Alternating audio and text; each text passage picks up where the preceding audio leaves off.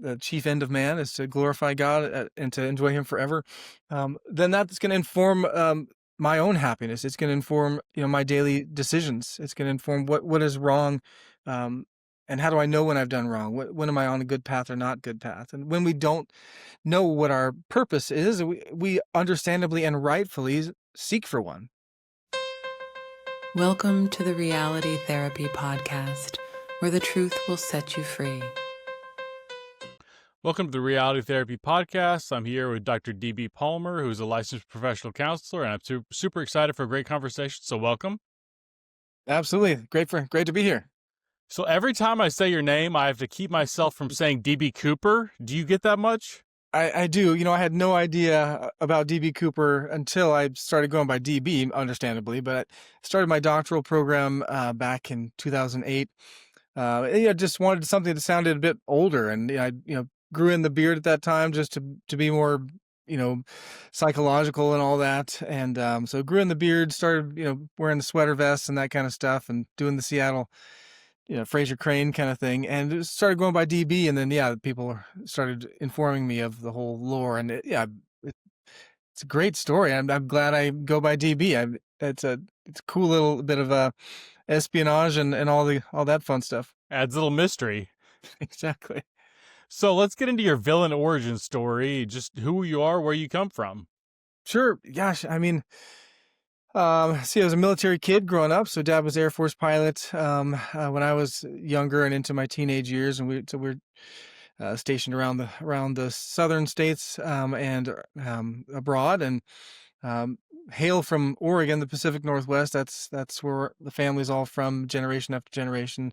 And I suppose I got into the field of counseling. It really kind of by accident, really. I started in the adventure guiding world, and so in the backcountry, doing lots of those kind of granola trips and taking kids and youth and adults out into the woods, and doing long adventures, 46, 42-day treks, doing wilderness therapy, and it was in that first experience of doing wilderness therapy or adventure therapy that it clicked. I mean, I was going to be kind of a camp and wilderness dude.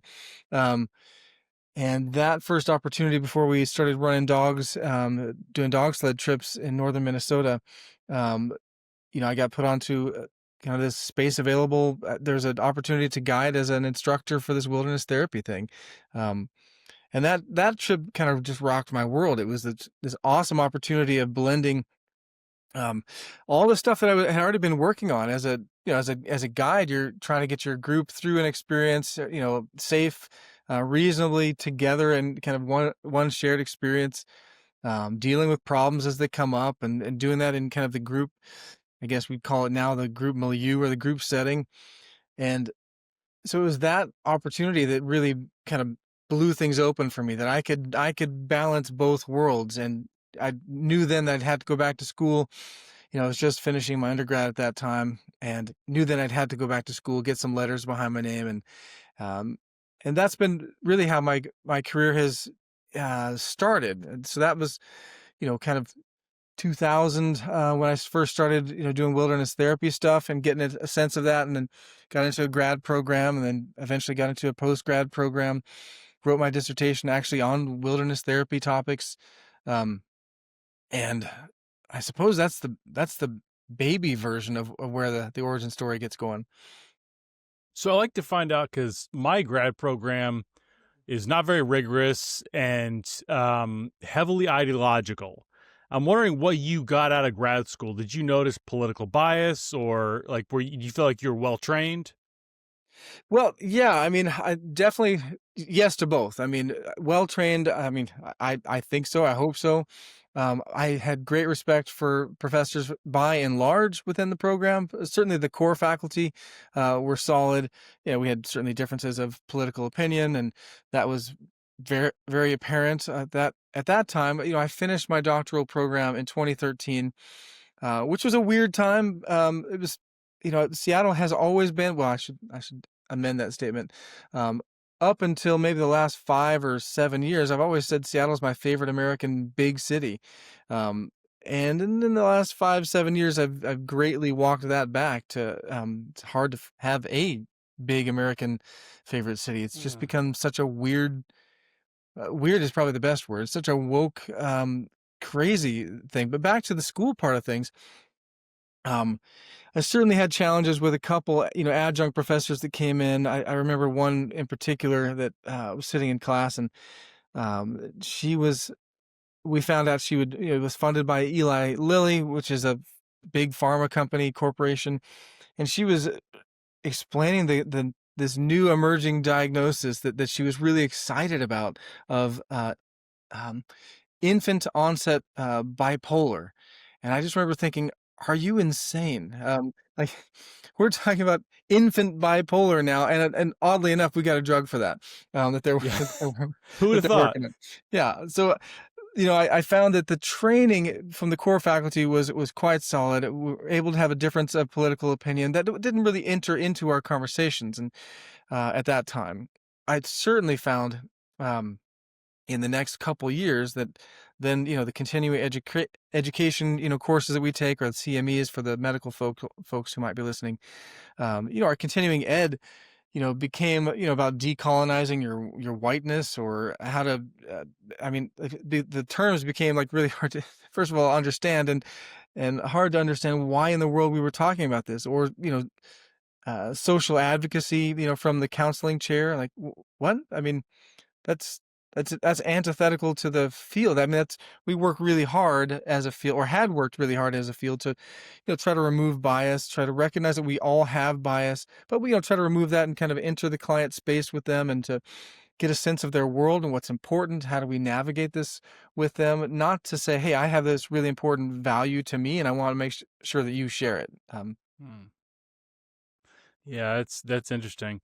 So, I'd like you to kind of walk through, because it seems like the people that I talked to who went to grad school kind of more than 10 years ago, I think, it seems like there was a degree of rigor. They felt like they were well trained. There was some politics, but not overwhelming. When did you start to see in the field like something is changing, something's off here? Yeah, I mean, it's hard to put a pin in it, but it certainly was in the later, teens of the 20 teens, somewhere there, where it just seemed like, really, is that a thing? And then it became more common that continuing ed was in this space. I was, uh, have been since that time, since so I graduated in 2013 with my, finished the doctorate in 2013. And since that time, I've been in higher ed or closely adjacent to it. So I was a counseling center director for a university up in Alaska. Alaska Pacific University, great university if you're into the outdoor leadership side of things, and they do a number of other really cool programs.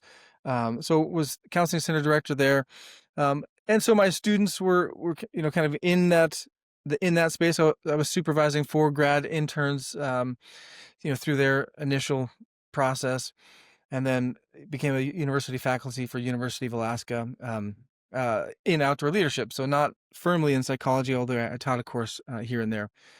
And that was the time when I started noticing that this is actually becoming normal. I'm seeing these kinds of kind of woke realities as a nobody's hiding anything. They're just overtly saying these things. There's not an explanation as to, this is kind of for a cultural identity, or for this particular group. It was just like, no, this is for everybody. And if you don't agree with this, then shut up, and we might come after you. And so it certainly picked up steam in that 2016, 2018 era, and I think all the brakes were off in 2020. Were you noticing this more in the faculty or the students, or were they changing both at the same time? Yeah, I think it comes top down. I don't think that it. I mean, I want to stick with. I want that to be the case. I want to stick with it. It's our responsibility. We foster this rather than educated students. I think it definitely comes from the other side as well. I mean, I remember that as an early faculty member, that there was a time when a faculty could really stand his or her ground, and say, hey, look, I'm really trying to hold this standard with my, whether it's let's just say, writing standards. That papers need to be completed to a certain writing standard. We're following the APA, for example, American Psychological Association, and we're going to hold that. Like we got students who are really struggling with that, but we're going to work with them on that. But that's a firm boundary. We're gonna dig into this, um, and for decades, for decades upon decades, that has been the standard, that you have to learn to write to progress through the field. Now, whether or not that's an accurate measure of this or that, it has been a measure. And so what I found in those early years was, the deans and academic kind of upper middle management were starting to walk away from that idea that that faculty could actually hold students accountable, and it became more of a consumer mindset that, hey, look, if you get some negative student evaluations, you need to start talking about your fit here at the university. And it wasn't about, are you a good professor, are you teaching accurately, are you bringing good material. It was about, are students complaining at the bottom end. You got the students at the top end who are rocking it out, and they're getting great positions, they're finding themselves in good opportunities. And but it was students at this other level who, if they, if the wheel was squeaky enough, and it didn't have to be very squeaky, you get that little email or call like, hey, could you come see the dean? So I think it's both. I want to hold out that, it was ours to give up. That it was ours to say to the younger generation, yeah, you're right, we're going to do whatever you want to tell us to do. But that, which is false. And the idea is that we hold a certain standard within each of our fields, whatever it may be, from plumbing to psychiatry, and we bring in the next generation to that level of standard. And I want to hold us as the ones responsible for that. We let that go. Did you notice them start to make this more explicit with the faculty, like DEI trainings, diversity, like anything like that? Absolutely. I mean, there was a point at which you either, you could maybe try to duck out of things, or you just had to be quiet. Or at least that was a perception. I mean, it was so incredibly antagonistic, and still is, that you recognize that you can't make these enemies if you want to stay in this field. And for if you've done kind of an academic professorial path, you did all these years of education, you did all these steps and hurdles, and you've kind of put it all on the line. And if you've finally gotten that faculty position, um, you know, I, for example, that University of Alaska position, like, I wanted to stay there forever. I wanted to finish there. I wanted to raise my kids in that environment, grow up as professor dad, and I was thrilled at that. Thrilled, it's not a great paying position. It's not, it's not high prestige or anything. Um, but it was just this idea that, I have pursued a path, and I want to pursue it well. And so then, with the woke indoctrination stuff, and it's so heavy, you're in that spot of, what else would I do? I mean, I got a doctoral degree in counseling psychology. There's a great number of trades that I'm not at all skilled for, and there's a number of other things that I would love to be able to. But I've focused my craft in this area, and set my sight as in the world of academia. Um, but from marine biology to agricultural sciences, they're incorporating DEI and identity politics into that. And as a student and faculty, um, the first one to just like the trenches, the first one to pop their head up above the trenches is going to get lopped off. And in fact, not just the first, but quite a few thereafter. Hmm. So some of the things you're telling me, you're living in the Pacific Northwest. I think you described some of this outdoor stuff. As you said, granola, I think was the word. I mean, it seems like something about your psyche, your personality type might be or might have been somewhat sympathetic to some of this progressive stuff. Did you notice yourself changing during this time? I did. I mean, I found that, I mean, kind of taking it even further back, I found that in the 90s, when I was in high school in the 90s, um, when it was more of a Republican-led, or neocon, I should say, kind of led reality, um, I was Republican in identity. Like as a Christian and as a believer, as a military kid, like I was pretty well scripted to be Republican, and I was. At the same time, I was watching kind of the way that things played out, the way that politics was playing in the media, and I just found myself thinking, man, when this swings back, it's going to swing hard. Like the way that you guys are approaching this stuff in the media, um, is going to, I mean, as soon as you lose, they're going to do the same thing harder. And so I remember just very distinctly at that time lamenting the future. And at the same time, and also finding like we have carved such political paths that, okay, well, if you are such a binary political path where, okay, so if you're on the red team, then you are for these three things. And so if you're on the blue team, you have to be opposite those three things. And I think we find, for example, with a guy like RFK Jr., where like, actually, no, you don't have to exactly be red team, blue team. You might want to have like, yeah, red team, like your team primary, but at some point we have to start looking into some of the parts and pieces. And so, yeah, as a Pacific Northwesterner, as an Oregon kid and an Oregon guy, yeah, I value clean air, and I like going hiking and camping. I like hunting. Um, I like good water, and um, that doesn't mean that I think we need to put gates around everything and rack up charges. And I want to see people get out into the woods and muck it up. And I don't mean muck in the negative way, but get out there and have a great wilderness experience. So I think that becomes a struggle when we swing pendulums versus think critically. And it means both of us, both teams in that sense, probably have a couple areas where we're blinding ourselves intentionally. Yes, a lot of these issues, I'm thinking like the environmentalism thing. To me, I just got back from hiking in Colorado. It's just so beautiful in the mountains. To me, in some sense, that type of environmentalism seems like a naturally conservative type of view.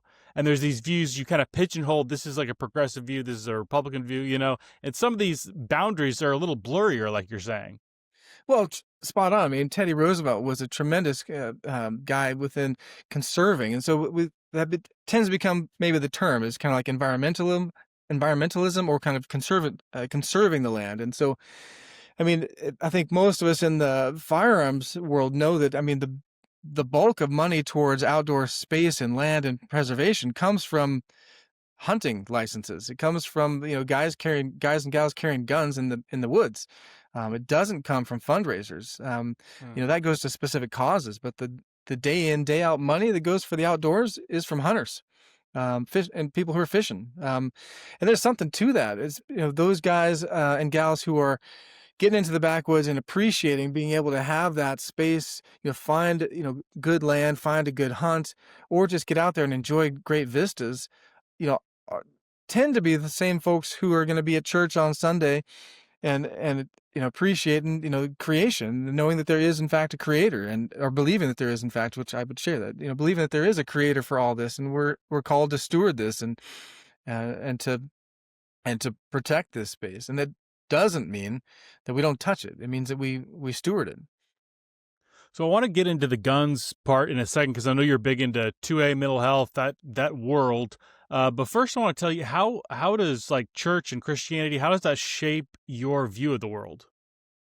Well, I mean, it's interesting. It's one of my questions in each of my intakes or kind of initial sessions with people is, at the end at some point. I mean, most of them read my bio, so they have a sense that hopefully they have a very clear sense these days. Now that I'm older and way less concerned about being canceled, um, a very clear sense that they're going to find a welcome resource with me. And so one of my last questions, just to kind of make sure that I've already gotten there, if I haven't yet in the interaction, is, what makes life meaningful?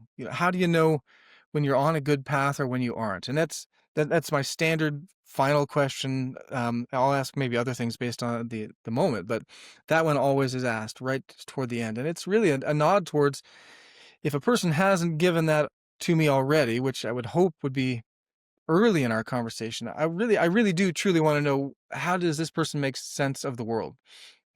We all do. We're all finding this sense of kind of existential, what does this all mean? And based on what I think it means, this kind of stuff is good or bad. And so for me, I firmly believe that, Jesus Christ is the Son of God, and he died for our sins. That Reformed, for me, my denominational kind of group is Reformed Christianity, which is evangelical and kind of right down that. But um, my I think maybe if people might be more familiar, yeah, I mean, Charlie Kirk did uh, an interview recently with Doug Wilson, and Doug Wilson is probably one of the bigger names within Reformed Christianity bunch. It's a broad group, but and if you haven't heard the terms, that might get some people a little closer to what I'm talking about. For Mm. me, it's everything. It's all things stem from the fact that we are here. We're here for a purpose. We all, I think, are well aware that there's good and that there's evil, and we all tend to define those differently. Um, we talk about mental health, and we talk about evil, and we talk about you know um, maybe the balance between those two. Is there evil, or is it all just mental health? When something bad happens, is it mental health always? um, or is that just one slice of how we describe things? Because I would say that's far more true. I mean, isn't everything that we do mental, I guess, if we decided to do it? I've been thinking about that question a lot lately because we were doing a podcast. I don't think it was the one you were on, but it was one of those group ones that I did, and we talked about it might have been the one you were on. We were talking about like moral insanity. Mm, A lot yeah. of mental illness used to be categorized as a moral insanity, and to me, it's kind of a dealer's choice as to what you want to call it. Because if you have a condition, whatever your neurons are doing, if you have a condition where you're selfish or treat people a certain way or this or that. Um, you know, that is a moral issue, regardless of why you're doing it or if your neurons are misfiring or what have you. It's just kind of we choose to take it out of the moral realm and just give it this kind of clinical title to kind of sanitize it. Yeah, I mean, in that sense, we're trying to make sense of the world, and I think we each generation, each new class of science or theology is going to define that in certain ways. And I think theology is going to have a longer staying power because they're, in general, working from the same premise. It's not entirely the case, but whereas, in the sciences, and particularly what many would call the very soft science of psychology and psychiatry, are going to really, really swing with different political. I mean, psychology, I'll stick with psychology. As I always say, psychology is basically applied philosophy. It is the sense of philosophy is what do we believe about the world. Um, Certainly, it's the love of knowledge, yes, but what do we believe about that? And so that's a person's philosophy. And then psychology becomes like, okay, well, how's that function? How do we measure that interaction in an interaction? Um, and so that swings wildly with what it is that we believe from a philosophical position. So if it is that my philosophy is that Christ is Lord, He created this world, God created the world, and um, we are here to enjoy God and to enjoy God forever, um, to glorify God and to enjoy Him forever, as one of the catechisms. The chief end of man is to glorify God and to enjoy Him forever. Then that's going to inform my own happiness. It's going to inform my daily decisions. It's going to inform what is wrong, um, and how do I know when I've done wrong? When am I on a good path or not good path? And when we don't know what our purpose is, we understandably and rightfully seek for one. And there are a lot of teachers, and just like any public or any other schooling setting, there'd be some great teachers who are really well-meaning, who are really on point, and some pretty good teachers who are really off base, but doing a really good job. And then, of course, the third, lots of crappy teachers who may or may not even have your best interests at heart. And so, Hmm. I guess in terms of faith and how do we navigate this, I do believe, I want to believe that. Um, um, when we genuinely seek for truth, that God reveals that to us, and that may be at 70 years in, that maybe it's 15 years in. For me, it was around age 15 when I grew up in a Christian home, but it was around age 15, summer camp. in the South, classic Bible summer camp thing where, just kind of raise your hand if you, feel like you got a call, to serve Jesus. And yeah, it was impactful. And I knew at that time that this was more than just, yeah, I'm a Christian, but it was now I'm responsible. And that kind of reflects a lot of what Jordan Peterson would say, or others, that this life isn't about, what can I do? It's about taking on responsibility. And in fact, that's kind of a great definition of biblical masculinity. It's the glad assumption of responsibility. So I love that conception of your faith and that philosophy of looking at the world, and that seems to run, just directly into where our culture is right now, especially kind of the woke ideology that's taken over academia and the therapy profession. How do you navigate that? Yeah, I mean, initially with some fear and trepidation in terms of how that would roll out. And yeah, and in truth, when I first began in the field, it wasn't as contentious. It was certainly not cool, and maybe a little bit dangerous to be, Christian. There was already, yeah, for example, there was the uh, big movement in pushing against conversion, what that people called conversion therapy at the time. So that was kind of like the big, Christians don't step here kind of thing. Back off. And so I wasn't in conversion therapy or anything or practicing it, but that was the big push at that time for clamping down on, say, client comes in and says, "Hey, I'm struggling with this issue and I would like you to help me with that issue. Can you do that?" Um, and that was a big move from the field to say, no, the answer to that is always no. You may not accept a client coming in saying, "Hey, I'm struggling with this issue," um, or we'll yank your license and we'll come after you. And that was when for me, I first saw like, huh. I mean, isn't the client, isn't that what they're coming in with, what we're going to work with? Doesn't mean I have to agree with everything, but and I might not be the best fit for this client. Maybe that's not, maybe I'm not in alignment with that. And so I'd kind of self-select out of that. But that was the first hard press from the field that I recall of saying, nope, no one will do this.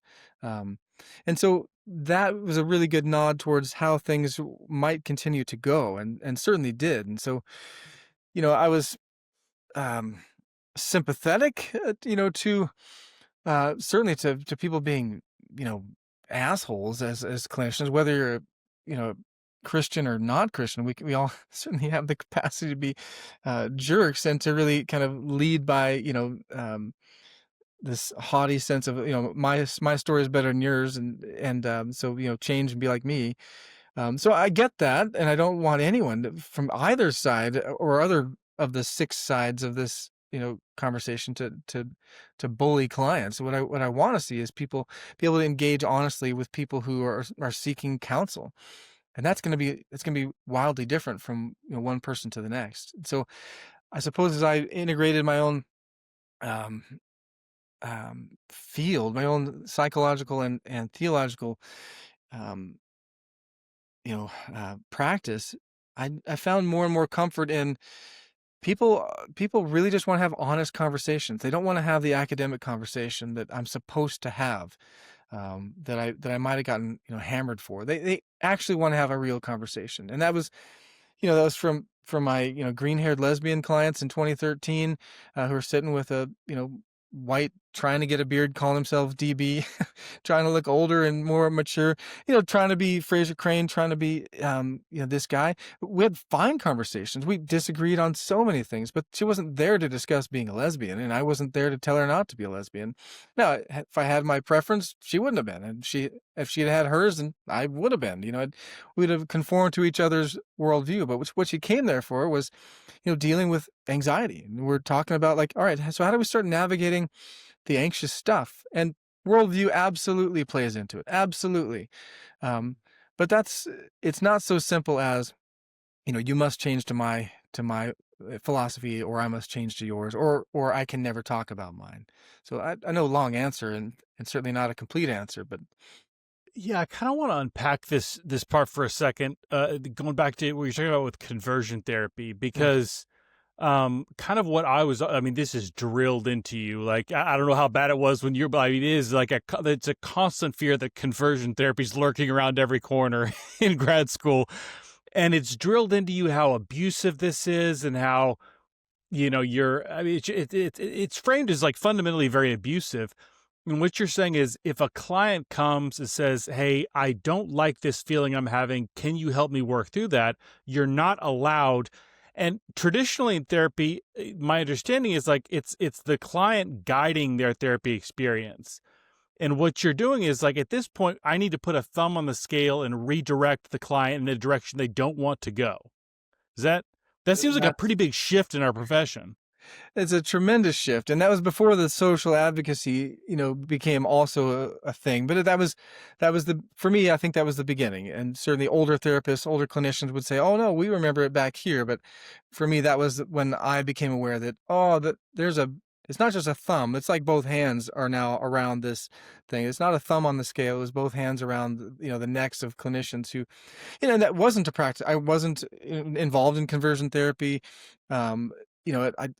It sounded like a horrible thing at the time too, like, "Oh, wow," 'cause what are they doing? Hitting people or something? Are they shocking people out of it? And, of course, we hear those stories, but, I mean, heck, they're still doing electroshock therapy now, for other things, but I guess it's for things that they're allowed to do them for.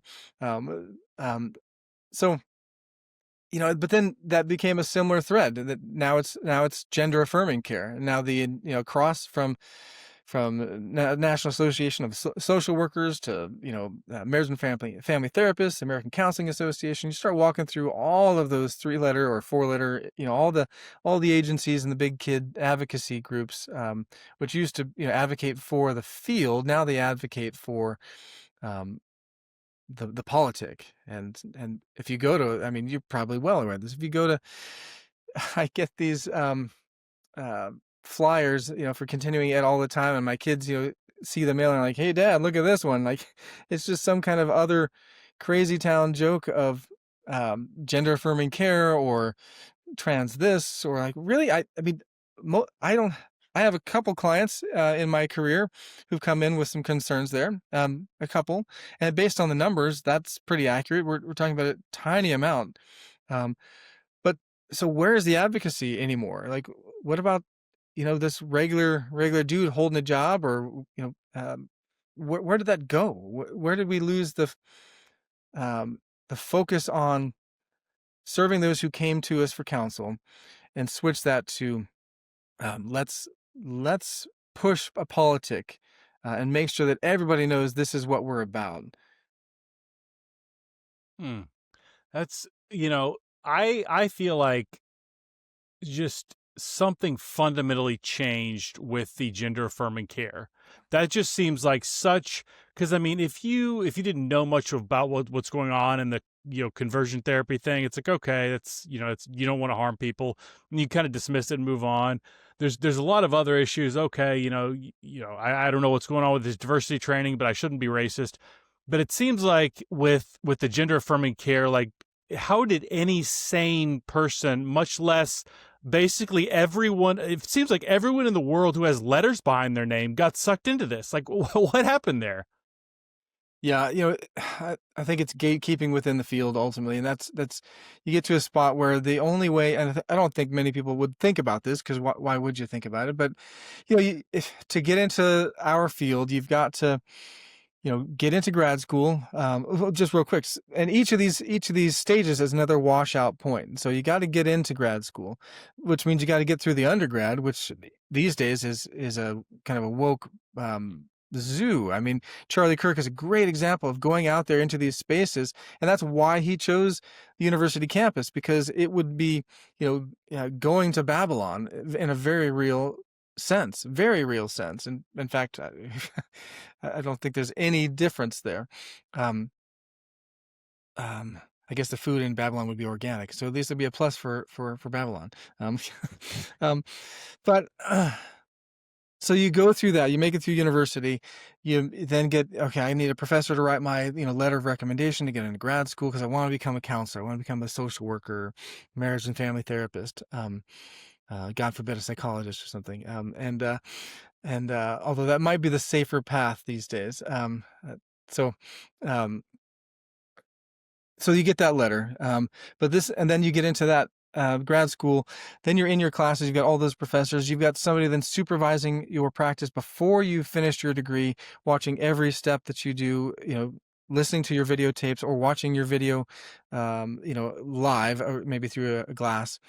And then you go to a post, a graduate degree supervision process for 2 years, 1, 2 years, 3 years, depending on the state.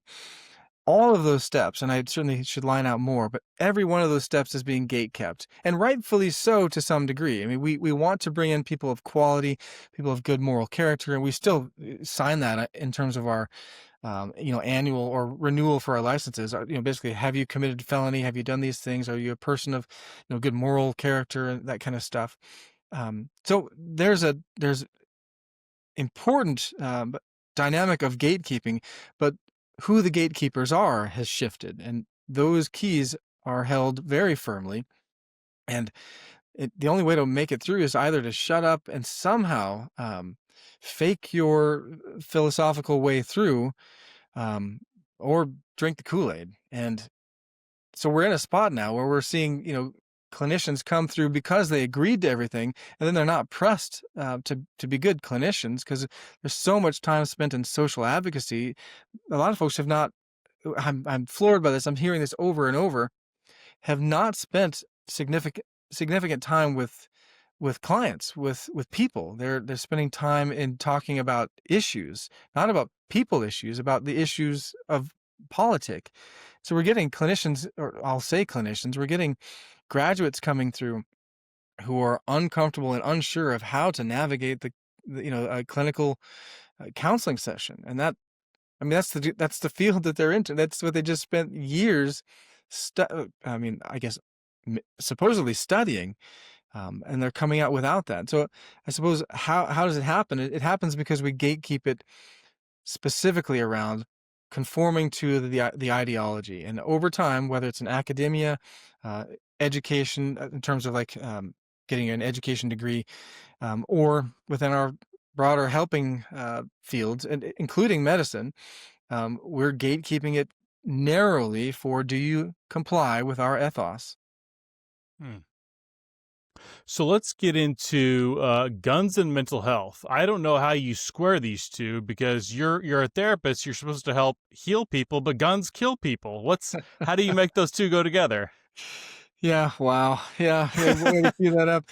Yes, I am definitely concerned. Certainly, I mean, absolutely concerned about any harm that can come to a person. Far more concerned about making sure that we can prevent harm and making sure that just to go all the way back to the beginning of kind of what is the 2A. The 2A was not for hunting. It's not for sport shooting or shooting clays. The Second Amendment was created and was enshrined on the heels of the Revolution, because the founders knew absolutely that an unarmed populace is eventually going to shift to become a democracy. From our system, the republic would shift to a democracy, and then under democracy comes tyranny. That would be the next step. And so the Second Amendment would protect, as it would be a shield against tyrannical government. Now, so that's philosophical for me. That's like one of the tenets of Jesus saying, if you don't have a tunic, sell. If you get 2 tunics, sell one and pick up and buy a sword. You need to be able to defend yourself. And does that mean that Jesus wasn't peaceful? Absolutely not. He absolutely was. But it also means he was flipping some tables at times, fashioning. He didn't pick up a whip. He fashioned a whip, which meant he sat there for a while if those who are tracking my story, that Jesus actually sat down and fashioned a whip out of cords and then went to town flipping tables and, lashing people out of, I don't know, I think the estimates that I've heard are some like 3,000 people out of a big space. So he went to town in that space. I bring that in and hopefully connect that these two things are not at odds. In fact, I think when we try to set them at odds, we put our own mental health, if we're going to encapsulate it so narrowly at peril, um, at odds with the good stuff of life. So I want people to exercise their faith. I want them to exercise their ability to defend themselves. Um, and the the challenge is, it is firearms are deadly. That is their function. That they're designed to be effective, and that effect is repelling evil. So that is the good end, being able to repel evil. Now, they are certainly more effective than downing a bunch of, or trying to down a bunch of pills, because so if you're looking to commit suicide, a firearm is the most effective way to do it.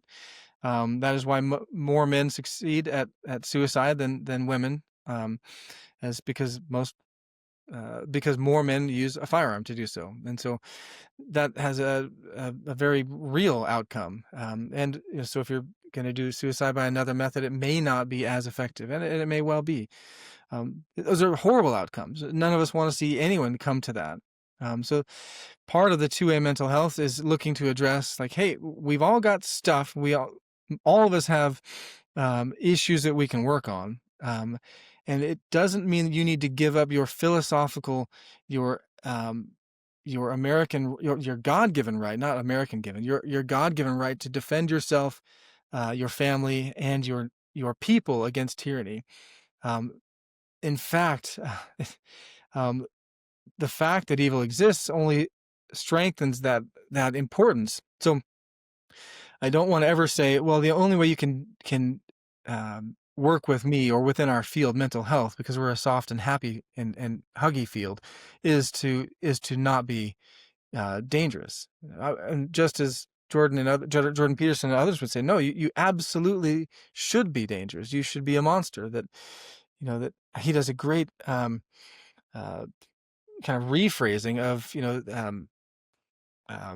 of meekness, the word meek. And meek in the biblical sense, we've all gotten this idea of kind of a lovey-dovey Jesus, in that when in truth, Jordan said it as those who have swords and know how to use them, but keep them sheathed.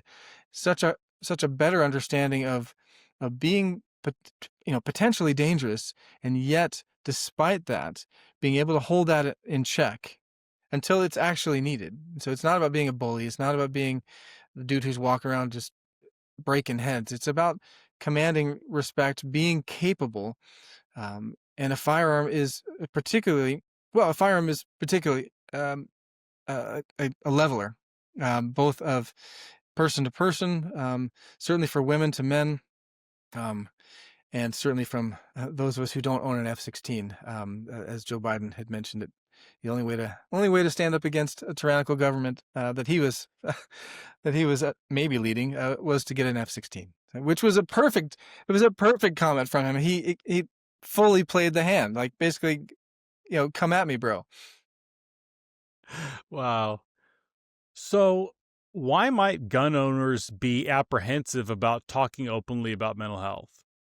Yeah, I mean, there's a lot there. I mean, so if we kind of take a couple of the maybe more gun included fields, so military, law enforcement, those two fields, if we're going to call military a field, but those two entities have a significant reason to be concerned. So if you've got quote unquote a mental health issue, then a lot of guys and gals historically wouldn't want to ride with you, like in the police car or on patrol car. They like, this dude's he's kind of hooey, like got some mental health stuff, and maybe need to talk to somebody. So you're kind of broken. So that was the stigma for a long time. And right or wrong, that was the stigma in law enforcement. It certainly was potentially something would bar somebody from ever getting into military service. And there certainly are disqualifying diagnoses to get into military service. So it would be concerning, and understandably so, historically, that they would talk about that. And over time, what I've seen, actually, I've been working with law enforcement, first responders, and military for at least a decade specifically, intensively, versus my own background there. And what I've seen shift is that law enforcement, military, first responders are far more open to talking about mental health than mental health folks are open to talking about firearm culture, far more. The the the difference, or not the difference, but the chasm between the two is being attempted to be broached by the firearm, by the yeah, by the firearm community. Very much talking about the importance of mental health, maybe seeing a counselor, talking about stuff as issues come up, getting a checkup, the importance of good counsel, and the mental health field, by and large, almost across the board, is just the only way we're talking to you is if you disarm yourself, and if you do dare to talk about it, we may well do this whole red flag thing, which is a whole. It's not a whole other. It's the next part of a conversation of a entire removal of due process, no clear path to return, and at best ineffective. Mm. So what's the solution there? Other than what you call red flag, like disarming that, all this type of stuff. Like, what's your solution when those issues come up? Yeah, I think the question is, when we look for a solution, usually we look then for, okay, so what are the legislators going to do? Like, how Mm. do we legislate a solution?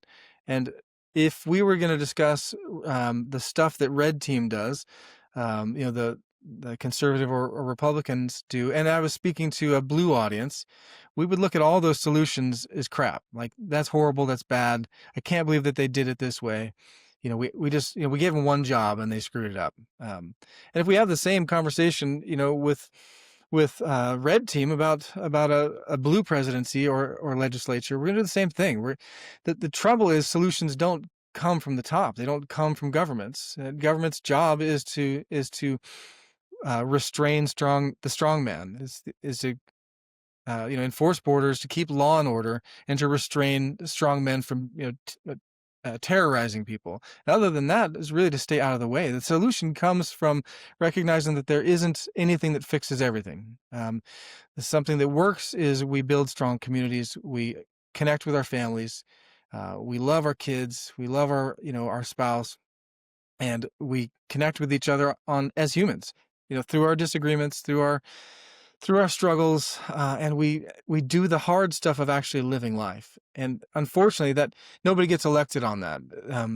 I've met with plenty of senators, and we've had great conversations, and they're the first to kind of chuckle at this and say, you're right, but I can't run on that. And that's the truth. Is when we look for solutions, we look for an organization, or we look for a policymaker to stamp that out there for us. And the problem is that evil always has existed. It always will. We are a fallen people, and I think we all recognize that.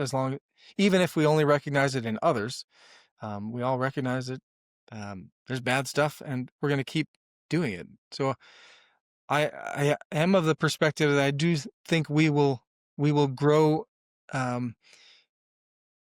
more and more people of faith, that we will continue to see the world. And this is a shift in my theology, as I become more and more reformed, that I do believe that we will move more and more people to faith, and that they will accept that, we are sinners. We recognize this. I mean, Charlie Kirk's memorial is a tremendous example of where in the world did that come from. I mean, he's a phenomenal speaker.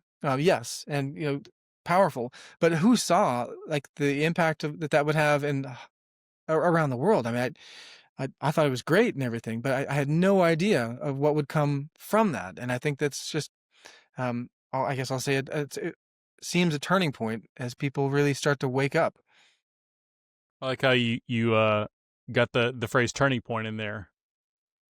Yeah, I was gonna say tipping point, but I thought it'd be a wasted opportunity. Yeah, yeah. So I've heard from progressives that the lesson we should learn from the Charlie Kirk assassination is that we really need gun control. What do you think of that?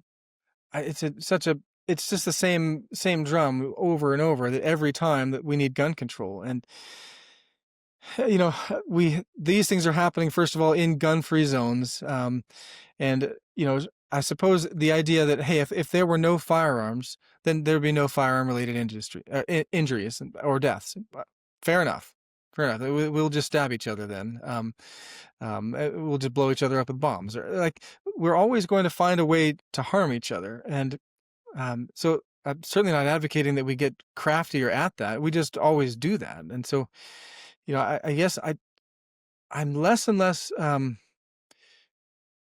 shocked by that is always um, the response from the left, that we need to have more gun control. I just, silly is not the word, but it is just confusing that this continues to be the thing.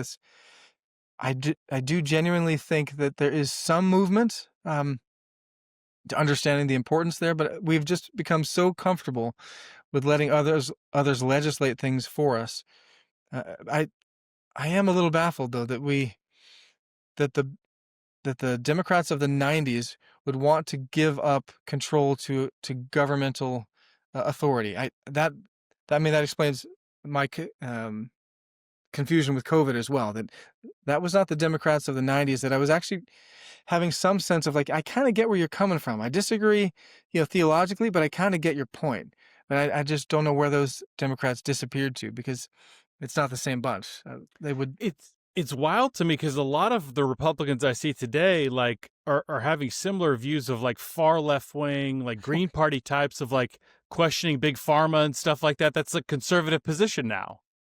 Yeah, I'm floored to actually be like a really good Republican now. Like, like I was out there, kind of like I said before, I was this granola Republican. The kids are organic and all that food, and we're out on the land and doing stuff. We got chickens and goats and pigs, and we're doing that kind of stuff that for some reason was a left thing. It was a Democrat thing. It was a kind of granola deal, and I think people started to realize that was just the branding of two marketing entities, red team, blue team. And the truth is, I think most of us are far more centrist.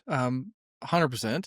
We get stuck into voting things, but the other part is that I think this has just gone on so long that the left had to or chose to move further left and left, and it woke a lot of people up that we don't have to just choose,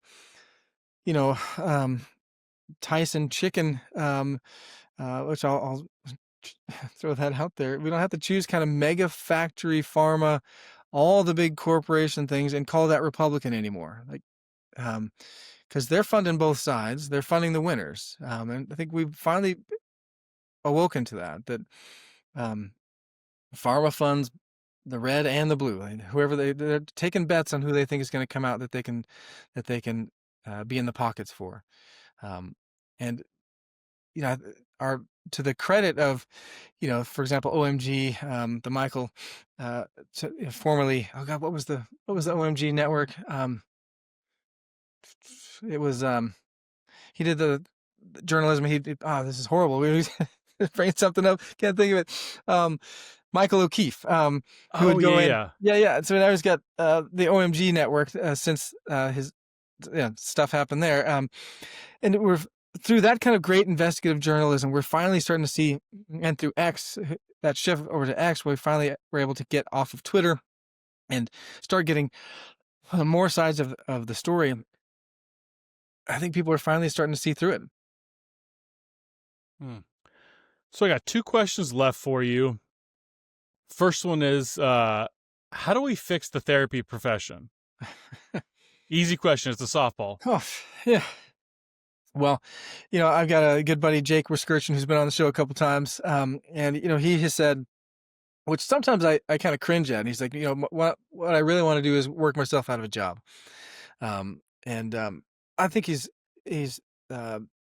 accurate there. I think the point of therapy isn't to create a massive industry. And so, my role, I used to really, really hang on, I'm a psychotherapist. I'm a, yada, yada, did my doctoral degree in counseling psychology. And so really, really put a lot of self into that. There was, I'd achieved some kind of Freudian wonderland, and that was pride, 100%. And now, I didn't value the role of counselor. And I guess that's what I'm finding as the one thing that I really do value now. I mean, certainly I learned a lot of great skills in terms of human interaction, how to process with people, and how to kind of get into different, um, um, to understanding people in ways that that I didn't before. So I'm very grateful for the education and mentoring that I've gotten. And now I find that my role really is as a counselor. I think that we, as people, are called to seek counsel. Doesn't mean long term forever. Certainly doesn't mean all the time, and it doesn't necessarily mean insurance billing. I do bill insurance within my practice, and I also take private pay as well. So I I think that the role moving forward is to continue to do what we say we were doing, and that's to humanize our field. And we talk about that all the time, to humanize psychology and counseling, and we've just moved further from that.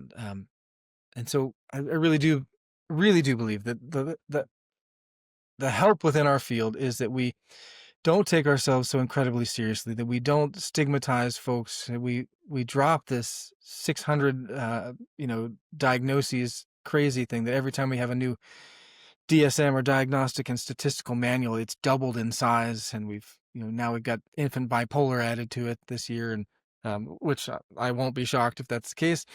Um, you heard it here first. Um, and that we recognize that, we're all flawed. We all have challenges. Um, Certainly food, health, diet, structural challenges exist, that they're very, very challenging to address. Absolutely.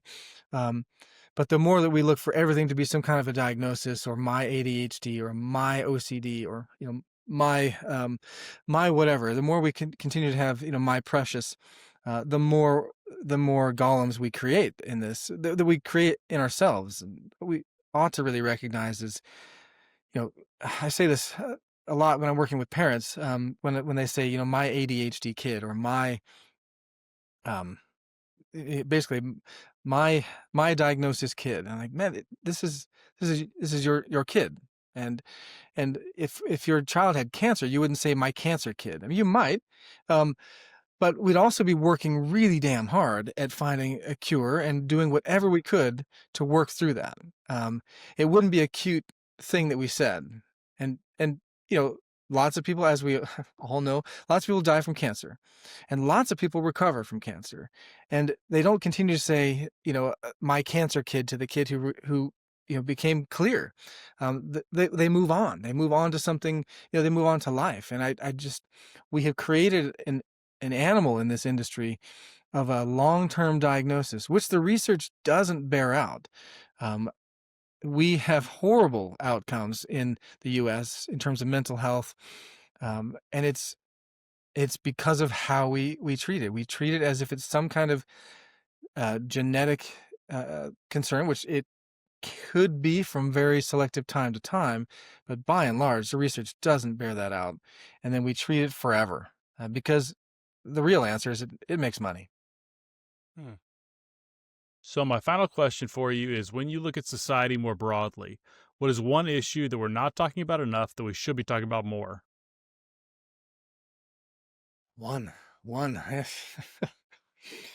Hmm. Yeah, I think we really need to talk about, are we serious? Are we serious that um,